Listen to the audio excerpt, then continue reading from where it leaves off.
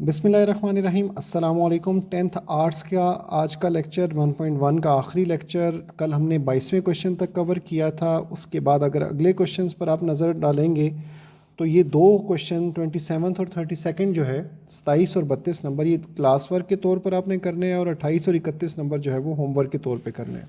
ठीक है, मैंने यहाँ पर ये कुछ फार्मूलाज भी लिखे हैं और पहला क्वेश्चन जो मैंने करवाना है 27वां क्वेश्चन, वो भी मैंने यहाँ पर लिख लिया। सही है, ये जहन में रखिएगा। आज बीच में डिवीजन का साइन है, प्लस का नहीं है, तो हम एलसीएम की तरफ नहीं जाएंगे। ठीक है, एक फार्मूला और, मेरे ख्याल से दो फार्मूलाज बेसिकली आपको और चाहिए होंगे, तो वो भी मैं यहाँ पर लिख रहा हूँ। ये फार्मूलाज भी प्लीज़ आप लोग आज के लेसन के तौर पर साथ में याद कर लीजिएगा, क्योंकि ये फार्मूलाज अगर आपको याद होंगे तब ही जो है वो आप क्वेश्चंस को सही तरीके से सॉल्व कर सकेंगे। मैं फार्मूलाज को एक दफ़ा पढ़ देता हूँ ताकि अगर आप लोगों को लिखाई समझ ना आए तो आप आवाज़ से सुनकर अपने पास नोट डाउन कर सकें। पहला मैंने लिखा हुआ a + b whole square is equal to a² + b² + 2ab। इसको उर्दू में पढ़ रहा हूँ, a - b सारे का मुरब्बा बराबर a का मुरब्बा जमा b का मुरब्बा माइनस 2ab। इसी तरह ये a² - b² is equal to a + b और a - b। ये a³ + b³ is equal to a + b a² + b² minus ab। ये इसे उर्दू में पढ़ने लगा हूँ, a का मुकाब माइनस b का मुकाब बराबर a - b a² + b² + ab। सही हो गया जी। अब यहाँ पर क्वेश्चन सॉल्व करने के लिहाज से जब मैं क्वेश्चन शुरू करता हूँ बेसिकली, तो देखिए आपके पास ये ऊपर जो लिखी हुई है वैल्यू, वो लिखी हुई है x × 2x - 1 होल स्क्वायर। ठीक है, अगर तो मैं क्वेश्चन अभी साइड पर सॉल्व करके उसके बाद आपको शुरू करवाऊँ, या मैं की बुक से बेसिकली मैं अगर सोल्यूशन देख कर शुरू करवाऊँ तो शायद मैं किसी और अंदाज में आपको क्वेश्चन करवा रहा हूँ, लेकिन अभी इस टाइम मुझे नहीं पता कि मुझे ये स्क्वायर ओपन करना चाहिए या नहीं करना चाहिए। तो फ़िलहाल इसको मैं इसी तरह लिखा रहने देता हूँ। अलबत्ता अगर मुझे इसे ओपन करना पड़ा आगे जाकर, तो मैं इस फार्मूले के मुताबिक, क्योंकि ये a - b है, यानी पहली वैल्यू माइनस दूसरी वैल्यू है, तो ये वाला फार्मूला अप्लाई करूँगा और उस फार्मूले के अकॉर्डिंगली मैं इसको जो है वो ओपन करूँगा। अभी नीचे भी कोई फार्मूला अप्लाई नहीं होता, 2x² - 1 उसी तरीके से है। ठीक है, अलबत्ता यहाँ पर अगर आप देखेंगे तो डिवीजन के साथ इस तरफ ऊपर जो है, ये 4x² को मैं 2x का स्क्वायर और -1 को -1 का स्क्वायर लिख सकता हूँ, क्योंकि 2 का स्क्वायर होता है 4 और x का स्क्वायर होता है x² और ये 1 का स्क्वायर है। और ये बेसिकली ये तीसरा फार्मूला बन जाता है a² - b²। मैं कुछ भी और लिखने से पहले इसको आगे सॉल्व कर रहा हूँ। ये बनता है a² - b² is equal to a + b into a - b, that is 2x + 1 और इंटू 2x - 1। ठीक है, इसको डिवीजन इसके नीचे डाल रहा हूँ क्योंकि मैंने ये वाली वैल्यू अभी तक सॉल्व नहीं की, इसको मैंने कुछ नहीं देखा। ठीक है, मैंने सिर्फ इसको हल करके आगे लिख दिया। अब ये वाली वैल्यू भी मुझे नहीं नज़र आ रहा कि इसका जो है वो मैं कुछ कर सकता हूँ या नहीं। मैं 1 मिनट इसको देखता हूँ।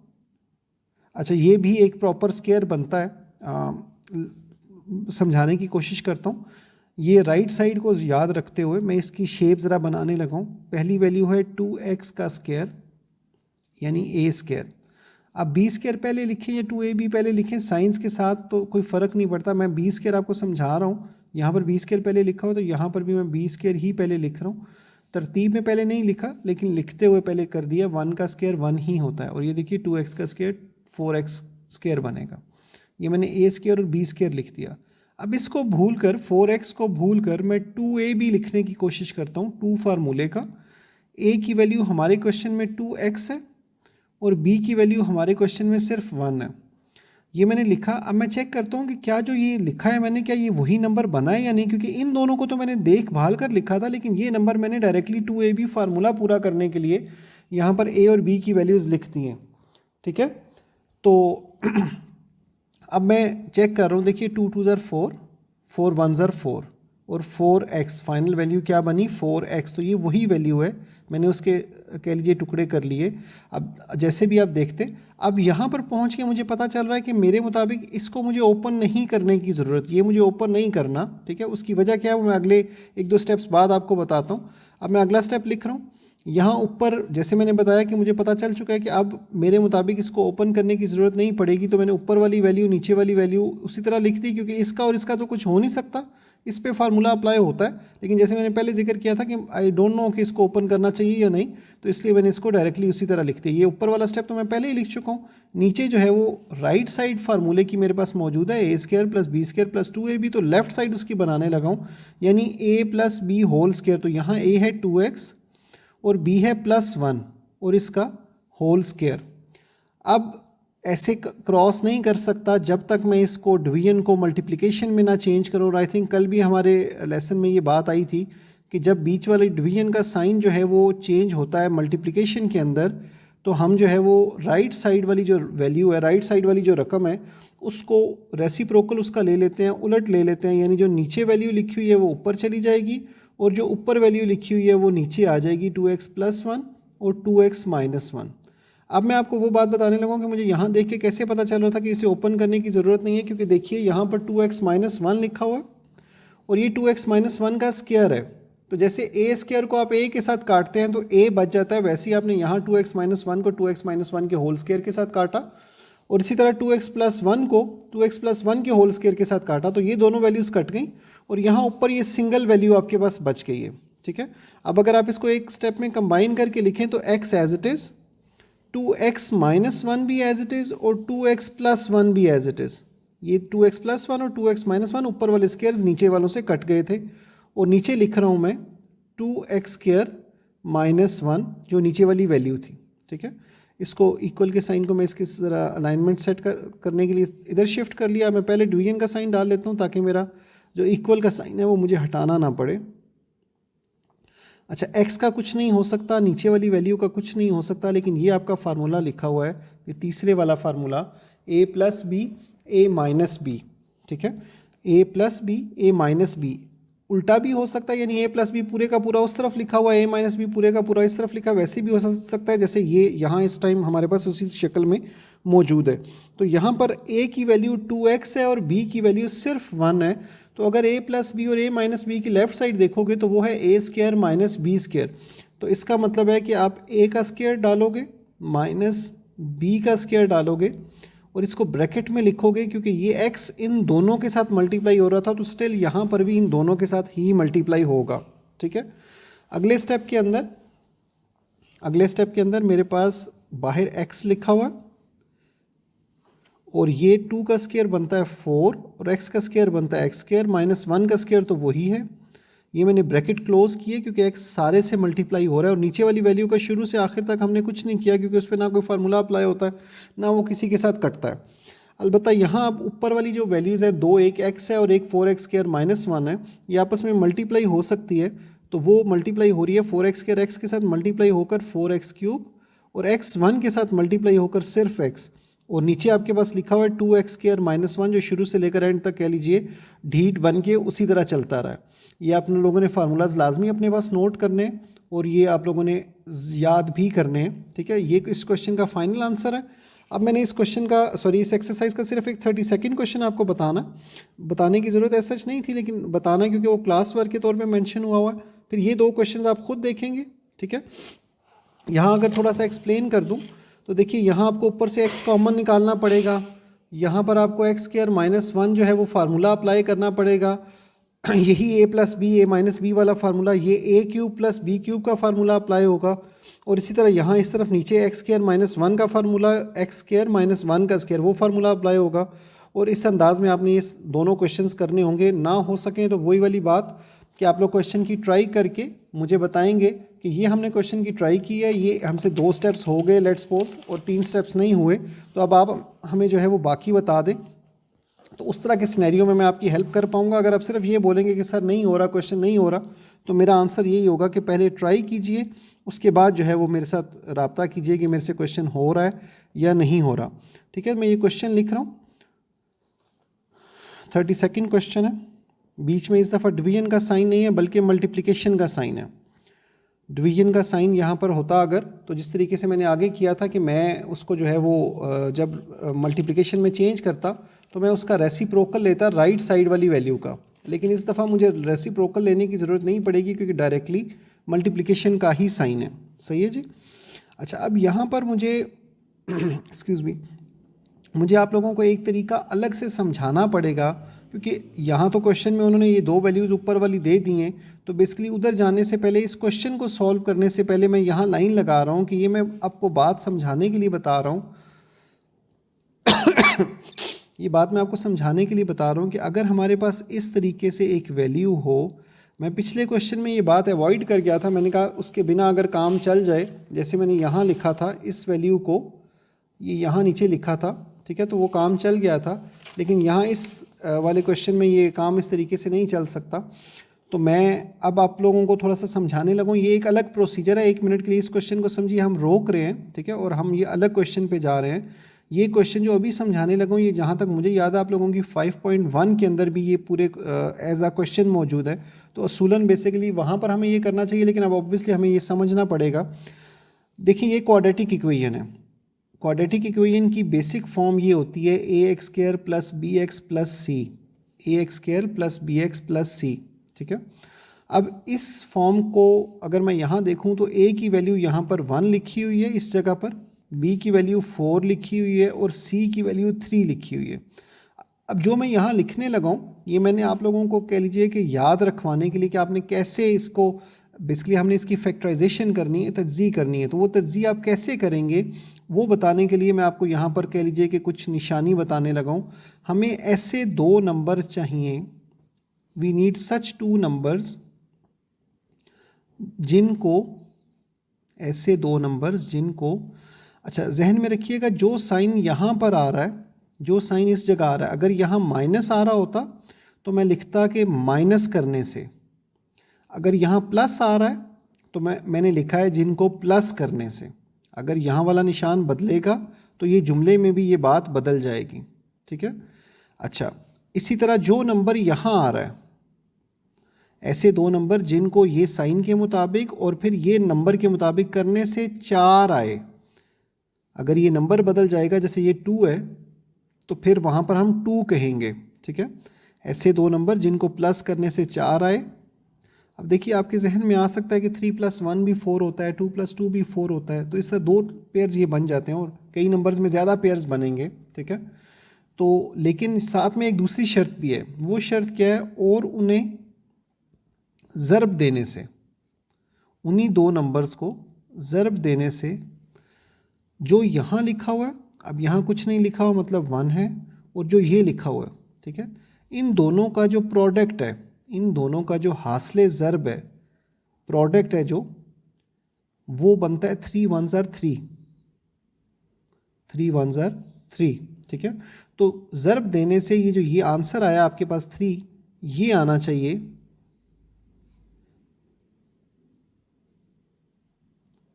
ठीक हो गया जी।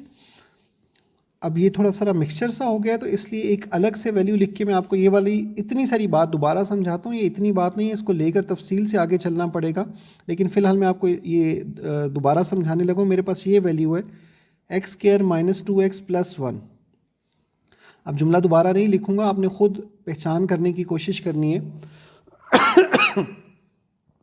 सॉरी बच्चों, आप लोगों ने ख़ुद पहचान करने की कोशिश करनी है कि अब मुझे ऐसे 2 नंबर चाहिए, इसके मुताबिक बोल रहा हूँ, ऐसे 2 नंबर चाहिए जिन्हें प्लस करने से 2 आए और मल्टीप्लाई करने से 1 आए।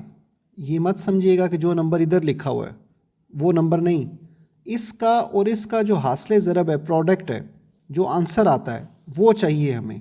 हमें ऐसे 2 नंबर चाहिए जिन्हें प्लस करने से 2 आए और मल्टीप्लाई करने से 1 आए, ठीक है। इस केस में हमें ये चाहिए। और अगर ये मेरे पास वैल्यू कुछ और लिखी हुई होती, जैसे मिसाल के तौर पर ये लिखी हुई है 4x² + 4x + 1, ये मैंने पिछले क्वेश्चन की वैल्यू लिखी है। अब देखिए मुझे ऐसे 2 नंबर चाहिए जिन्हें प्लस करने से 4 आए और मल्टीप्लाई करने से 1 नहीं, मैंने पहले बोला था 1 और इधर वाले नंबर और इधर वाले नंबर का प्रोडक्ट प्लस करके 4 आए और मल्टीप्लाई करने से भी 4 ही चाहिए, क्योंकि 4 1s are 4, ठीक है। तो अब ये एरोज़ मैंने इसलिए डाले हैं कि आपको याद रहे कि कौन सी चीज़ जुमले में कहाँ आती है।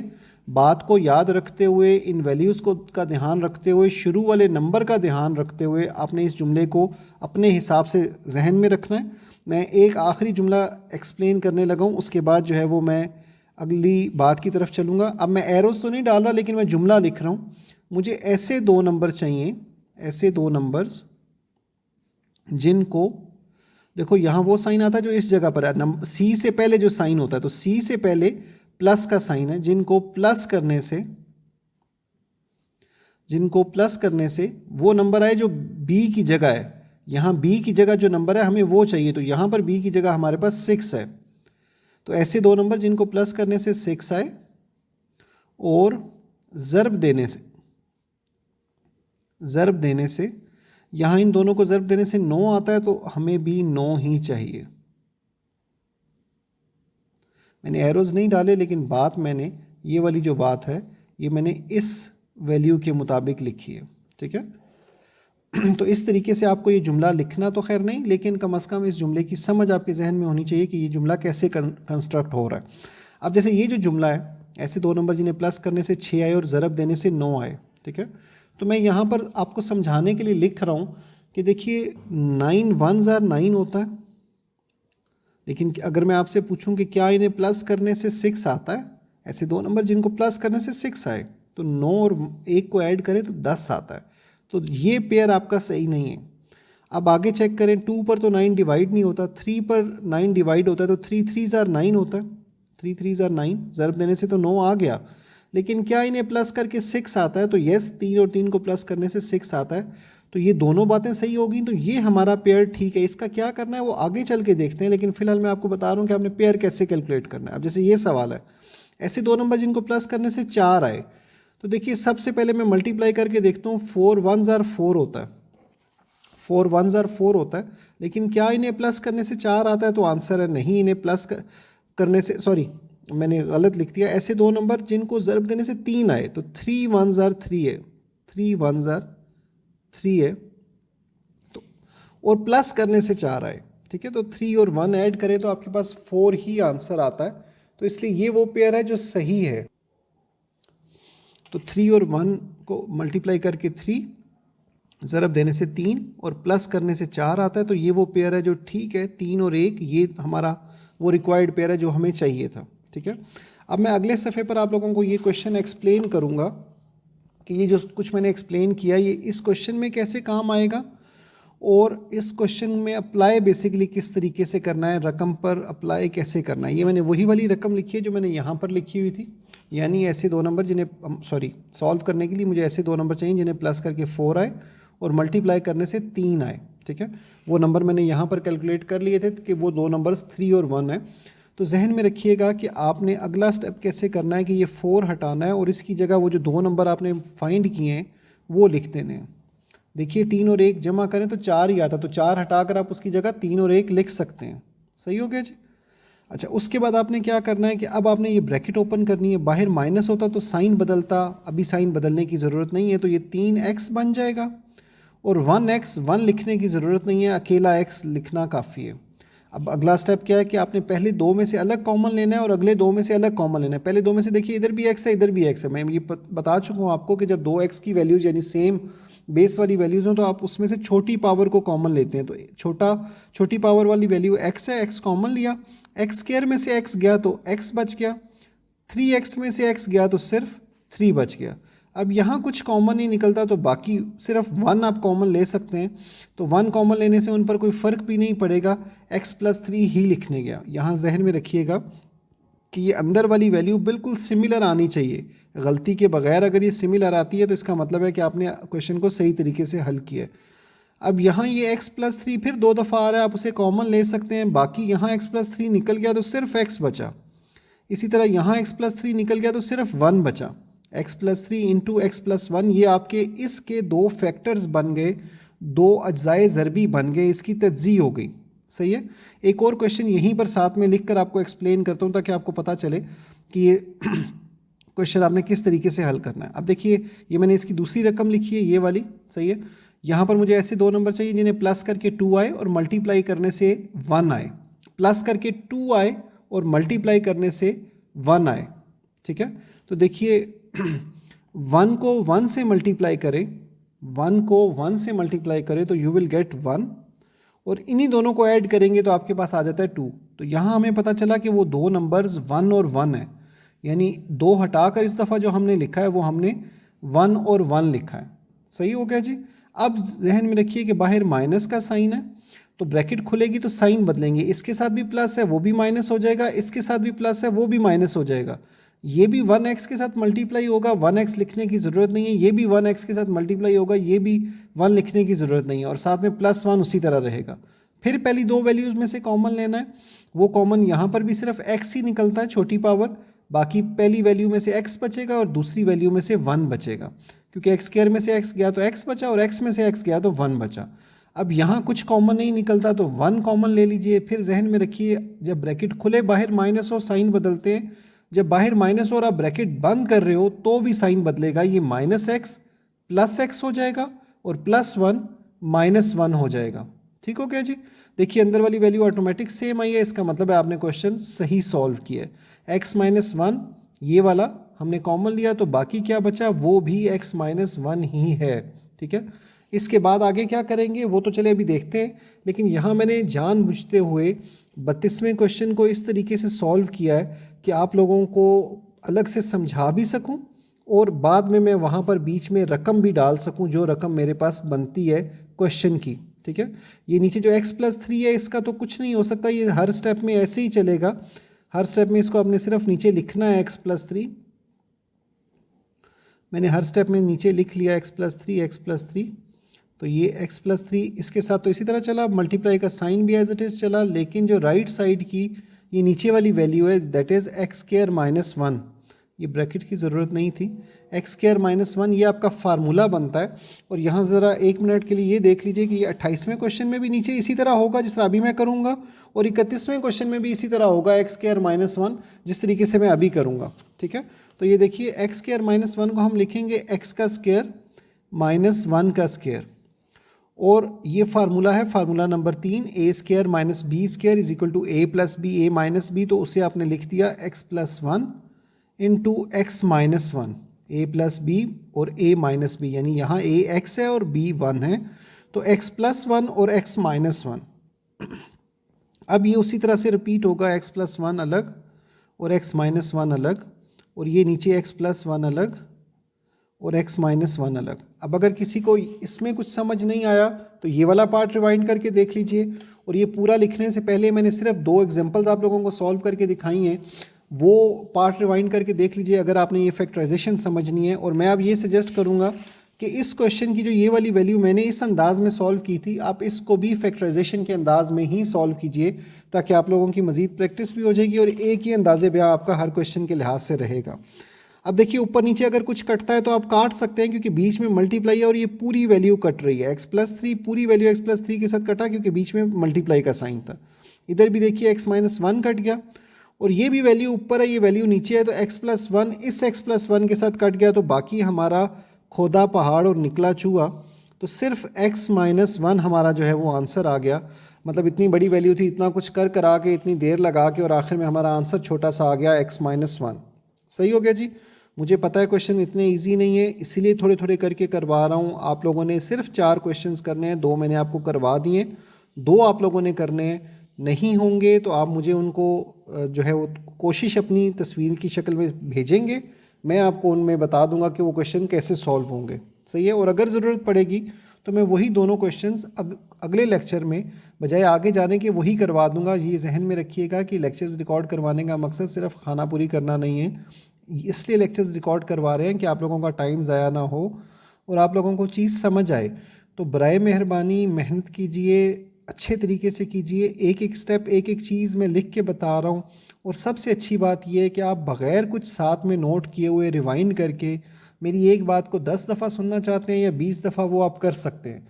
तो इसलिए प्लीज़ कंसंट्रेट कीजिए, साथ साथ काम को ख़त्म कीजिए, वरना बाद में ये बर्डन ज़्यादा हो जाएगा और आपके क्वेश्चंस पूरे नहीं हो सकेंगे। आज के लिए इतना ही। कल आप लोगों के फीडबैक के अकॉर्डिंगली ये बाकी 2 क्वेश्चंस करवाने हैं या 1.2 स्टार्ट करनी है, उस पर बात करेंगे। फ़िलहाल अपना ध्यान रखिएगा, इंशाल्लाह कल मुलाकात होगी। अल्लाह हाफ़िज़।